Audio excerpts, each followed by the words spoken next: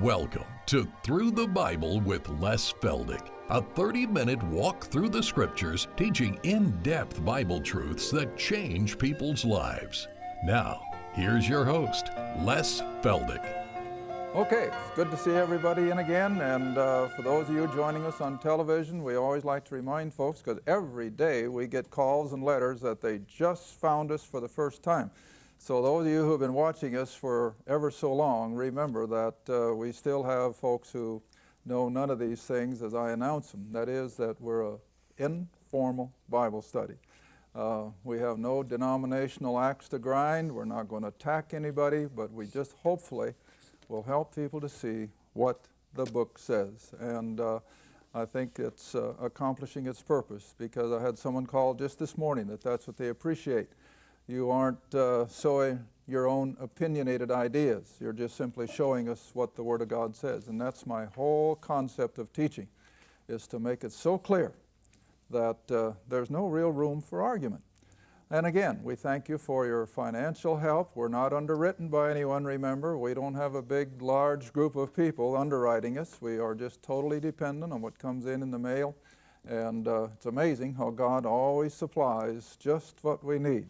And even as we take on new responsibilities, it immediately starts coming in. So we thank you from the depths of our heart and for your prayers and your concerns. Well, now today, we're privileged again to have my oldest son, Greg, and his wife, Jeanette, with us. He's the one, of course, who ranches with me.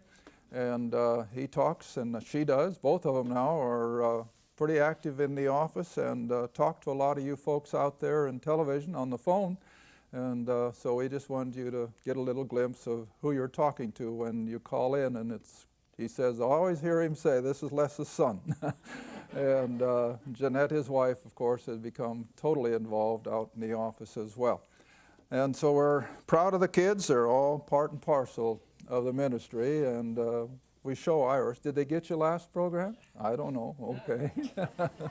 Okay, now we're going to pick up where we left off, and we're going to read again right from Isaiah 62, verse 1. And we left off, I think, at the end of verse 3, but we're going to start our comments in verse 4, but I want to read from verse 1. All right, for Zion's sake, for the sake of Jerusalem, I will not hold my peace. For Jerusalem's sake, I will not rest until, now remember, we commented in our last taping, that's a time word. God is never content until the day comes that he will return and yet set up the kingdom promised to Israel. So I will not rest until the righteousness thereof goes forth as brightness, and the salvation thereof as a lamp that burneth.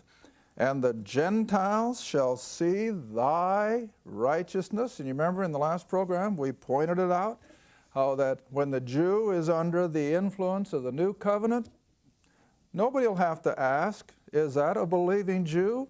They will all be just filled with the knowledge of God and his righteousness. All right, and thou shalt be called by a new name, a name which only God knows, and which the mouth of the Lord shall name in the future. Thou shalt also be a crown of glory. Now just take this in its illustration. Just like a jewel-encrusted crown that royalty wears, so will be the nation of Israel in the eyes of God. And it will be like a royal diadem in the hand of thy God. Now that's the promises to Israel. Now verse 4. Thou shalt no more be termed forsaken, neither shall thy land be any more termed desolate. Now remember, those are capitalized. So what does that mean? That's what's being called. They're called forsaken. The land is being called desolate. All right, now I'm going to stop right there, and I'm going to bring you back with me to Leviticus chapter 26. Leviticus chapter 26. And I guess while you're doing that, I'm going to put something back on the board again that may help concerning our timeline with these Isaiah and other prophets concerning the future. Now remember, the first one that was evident 100 years later, of course, but nevertheless, it's the one that was near term, so far as Israel was concerned, was 606 when the Babylonians came in and destroyed the city in Jerusalem, and then they went through 70 years of desolation. All right, the next great event, of course, was shortly after the crucifixion in 70 AD.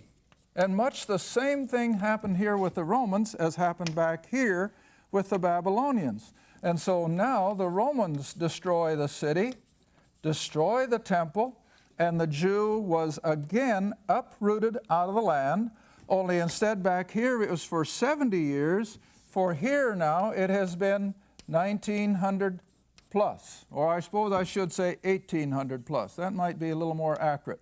1800 plus years from the time of the destruction of Jerusalem by the Roman general Titus until the Jews started going back to the land and recovering it from its desolation was over 1800 years. All right, now the next great desolation will come just 7 years leading up to the return of Christ, his second coming.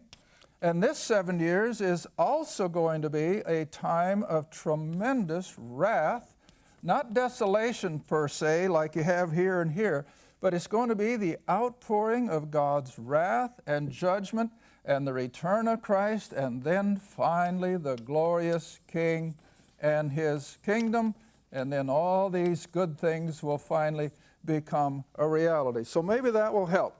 We're talking about two great desolations. The 70 years following the Babylonian captivity, or follow the Babylonian destruction of Jerusalem, the 70 years of captivity. And then the next great event was 70 AD when the Romans came in and did the same thing. And then we had 1800 years of total desolation again. And then finally we come to the 7 years of the tribulation and the second coming. All right, now let's just read Leviticus 26 and you'll see what he's talking about. Leviticus 26 verse 32. And this too is written by Moses long before the Babylonians were even heard of. Leviticus chapter 26, 32. And God says, I will bring the land. See how specific it is? I will bring the land into what? Desolation. What land? The promised land, the Holy Land, the land of Israel. I will bring it into desolation.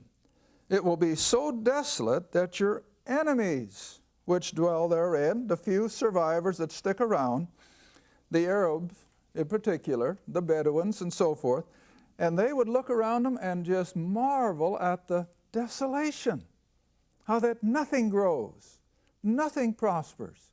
And for the first time it was 70 years. And I'll show you in a minute how desolate it was at the end of the 70 years, but we'll read on first here. That the enemies that are staying behind will be astonished at it. And then verse 33, God will scatter them among the heathen. I will draw out a sword after you. They would be hated and persecuted and murdered. And your land shall be desolate, and your cities waste. Now that was the promise that God was going to do to Israel because of their unbelief, their idolatry, and their rejection of all the blessings of Jehovah. See? All right, so I'm going to emphasize over and over, this wasn't just a one-time thing. The 70 years of desolation would be followed by the same kind of a desolation following the Roman destruction, only this one goes for 1800 years where this was 70. All right, now I've done this before in some of my seminars and some of my class here in Oklahoma, but if those of you out in television will bear with me, I want you to just listen to me as I read just a few words from a book written by Mark Twain. Samuel Clemens, the same guy that wrote Huckleberry Finn. And he was traveling in the Holy Land in the 1860s. Now, don't forget that date, 1860s, about the time of our Civil War. And this is what he wrote, and I'm going to read. It's from a book that he wrote that was titled The Innocents Abroad. and I'm going to give credit for it. Here it is. The soil is rich enough, but it is given completely to weeds. A desolation. Now watch the words that old Mark Twain uses. And he wasn't knowledgeable of Scripture, I'm sure of that. But it's the same kind of language. There's a desolation here that not even imagination can grace with the pomp of life and action. Now watch this. We never saw a human being on the whole route. We pressed toward Jerusalem. The further we went, the hotter the sun got, the more rocky and bare and repulsive and dreary the landscape became. Does that tell you what it looked like? There was hardly a tree or a shrub anywhere. Even the olive tree and the cactus, those fast friends of a worthless soil, had almost deserted the country. Jerusalem is lifeless. Now, do you hear that? That's from the pen of a man like Mark Twain, picturing the Holy Land in its desolation. All right?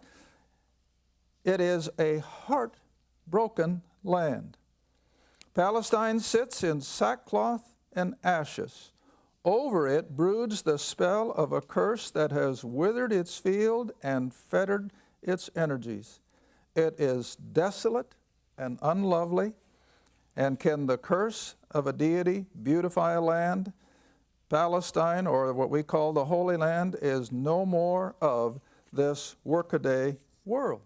And you see, it stayed that way from 70 AD all the way up until the late 1800s, when the Jews, almost a sprinkling of them, started going back because of the persecution and the pogroms that were taking place in the other areas of the world, and began to clear the land of the rocks and the rubbish, and began to plant trees. Now, the last number I read, Israel has planted 300 and some million trees since they have come back to the land. And out of that abject desolation now, we see the land is once again, even as it will be far more so during the kingdom, becoming a rose in the desert. It's just coming into full production. But I want you to understand that when God speaks of the promised land of Israel as a desolation, it's just not a play on words. It means what it says. Now, the first inkling we had of it, the first time Iris and I went over there was in 1975, and I'll never forget, we were driving along the Jordan Valley, and nothing but desolation on both sides of the road, and I even commented to her, I says, honey, how in the world can the Bible call this place the land of promise? Who would want it? I mean, there's just nothing there. Well, then when we went back in the early 90s, and you see, it was a great transformation. Irrigation, there were large wheat fields, there were all kinds of citrus groves and almond groves and everything, and you could just see that the land was starting to blossom, like I said, like a rose. What a difference. But it came out of abject desolation. And this is what I want people to understand. And so when Arafat would used to say, it has always been a verdant. That was the word he liked to use. A verdant or a green land. No, it wasn't. It was total desolation. All right, now just to show you how desolate it was even at the end of the 70 years, come up with me. We may have done this not too long ago. Come up with me to Nehemiah. Now, Nehemiah is right after, let's see, the Chronicles, the Kings, the Chronicles, and then you come to Ezra, and then Nehemiah. I'll help you find it that way. And I want to jump in, honey, at, let's see. Let's jump in at chapter 2. I thought I was going to finish Isaiah today, but there's no way, so there's no use even trying. So we might as well take what time we need for some of these other things. Nehemiah chapter 2. Let's just jump in at verse 11. Now, this is shortly after the 70 years that they were out of the land in the Babylonian captivity. In fact, it's a little more than a year later. It's almost 70, 80 years later that Nehemiah comes. But now just look at the language so that you can see that it wasn't a temporary thing. When the Jews left, the Arabs didn't come in and build it up and put it in production. No, it just stays desolate. And then when the Jews come back and begin to produce, hire help, then the Arabs come back. I mean, that's the way it's always been. All right, now, Nehemiah chapter 2, verse 11. Nehemiah says, "So I came to Jerusalem," that is, from way back out in the Euphrates Valley. "And I arose in the night, and I and some few men with me, neither told I any man what my God had put in my heart to do at Jerusalem." Now remember, what was God's instructions to Nehemiah? Rebuild the city wall and the gates. Ezra had come almost 100 years back to build the temple. But now Nehemiah comes by God's instruction and with the decrees from Artaxerxes the king to rebuild the city wall and the gates. Now, what's the purpose? Well, you can't have an entity of any worth without defense. You know, we were just talking about it last night. Yeah, it'd be nice if we could just dispense with all of our military. Wouldn't it be nice if we didn't have to worry about our borders and we could just live in peace and tranquility? It doesn't work that way. You have to maintain the defense of what you have. And Israel was no different. And so God instructed Nehemiah, you go back and build the city wall and the gates. Why? For defense. You can't sit out there on the open hills. The enemy will come and run you over. And so that was the first instruction. Go and rebuild the wall. All right, read on. Verse 13, "So I went out by night by the gate of the valley, even before the dragon well, and to the dung port." Those were all various gates on the city wall previously. "And I viewed or overlooked the walls of Jerusalem, which were" what? Broken down. 70 and 100 years later, they're still just laying there in disarray, broken down. "And the gates thereof were consumed with fire," which meant what? Nothing but charred wood laying at what should be a gateway. All right, verse 14. "Then I went on to the gate of the fountain and to the king's pool.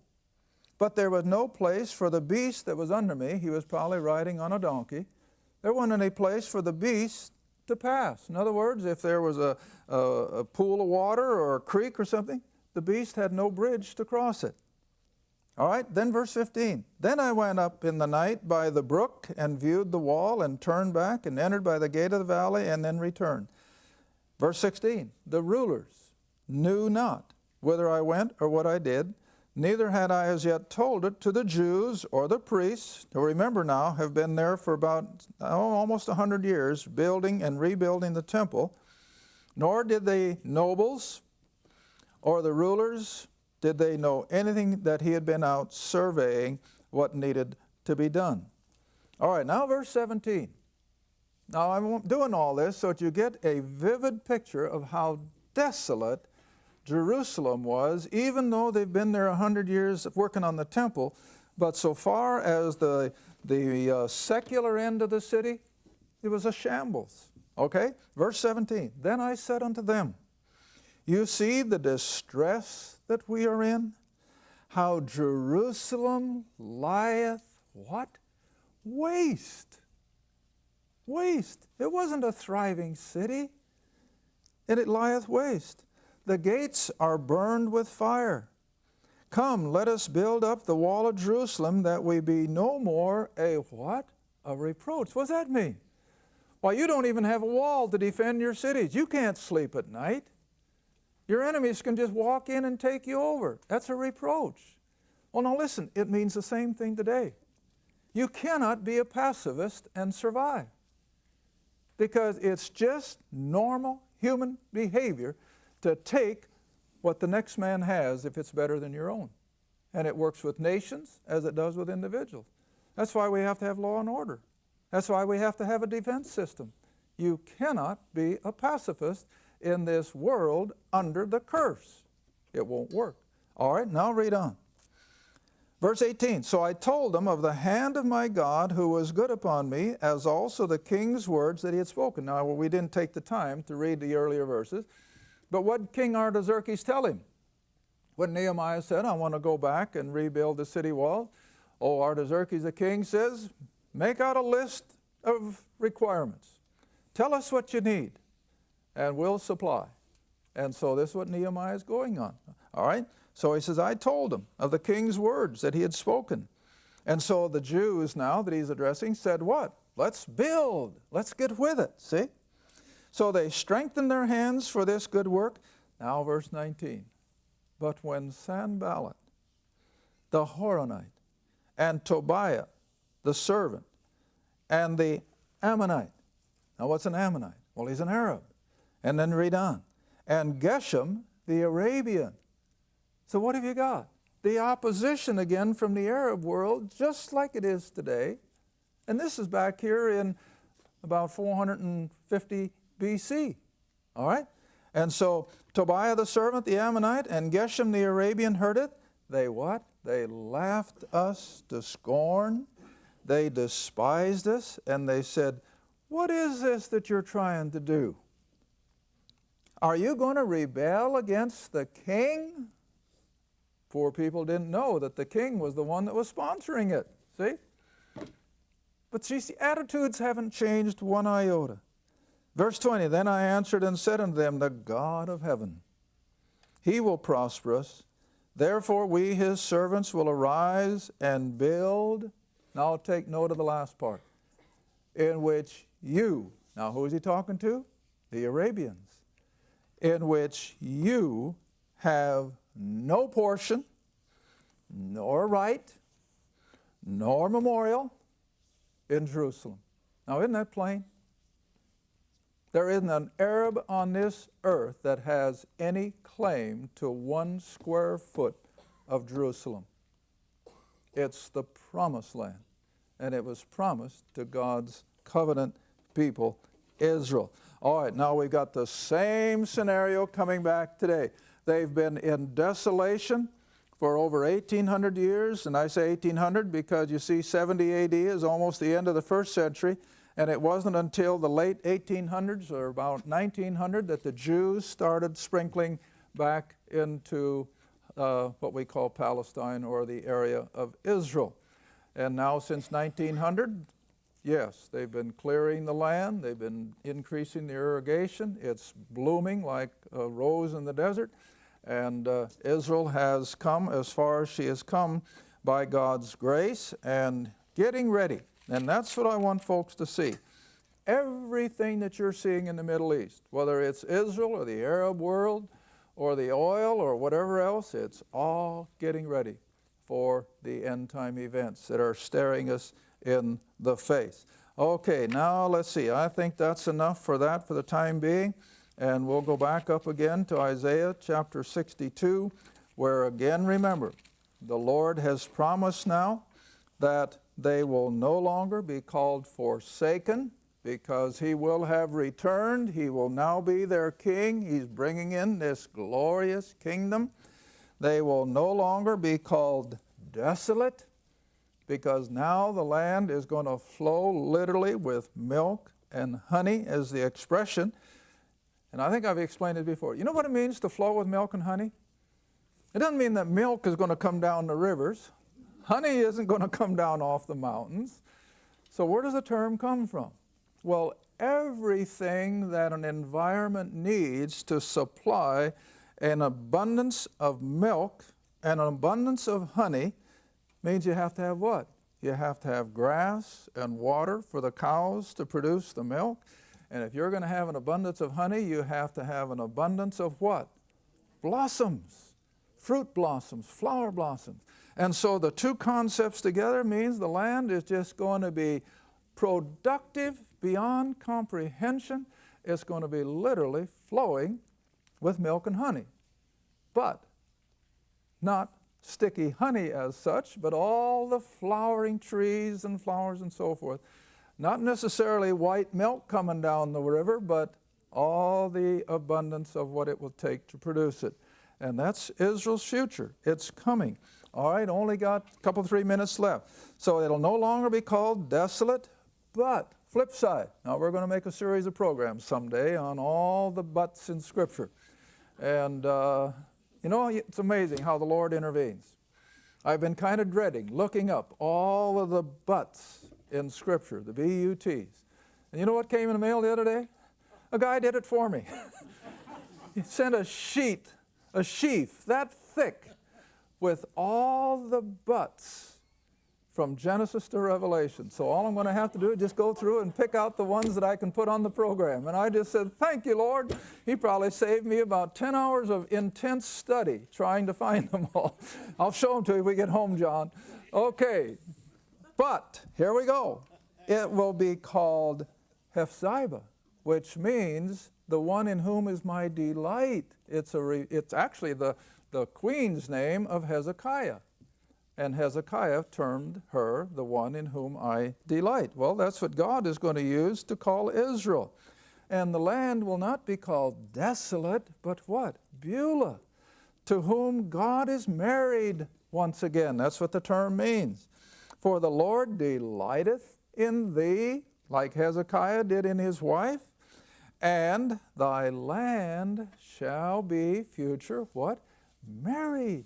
God is once again going to be so involved with the physical, earthly aspect of Israel's lifestyle. All right, now then verse 5. For as a young man marrieth his virgin, so shall thy sons marry thee. This is going to be a relationship now between God and the nation of Israel. And as the bridegroom rejoiceth over the bride, so shall God rejoice over thee. But it's all future. This hasn't ever happened yet. Israel has never been in that kind of a place of obedience, but it's coming. It's coming. You know, there's something that has really got my attention, and I want all of you, even out there in television, to be aware of it. There is seemingly a spiritual awakening taking place in the land of Israel. And a lot of the Israelis are actually turning to Christ. Now, again, I'm in no place to judge the authenticity of their salvation, but it's kind of exciting when you get the reports of how many Israelis are now becoming open to the gospel. And so I just can't help but share it, that this is all telling us one thing. The end is coming close, and it can't be very much longer. Now, I'm not sensational. I don't say next year or 5 years, but in terms of time, no, it's not going to be very much longer. Thank you for watching Through the Bible with Les Feldick. Through the Bible is a partner-supported ministry. If this program has been a help to your study of the Scriptures and you'd like to see others enjoy the teaching, your support would be greatly appreciated. Write to us at Les Feldick Ministries, 30706 West Lona Valley Road, Kinta, Oklahoma, 74552. Or call 1-800-369-7856. Be sure to tune in next time to Through the Bible with Les Feldick.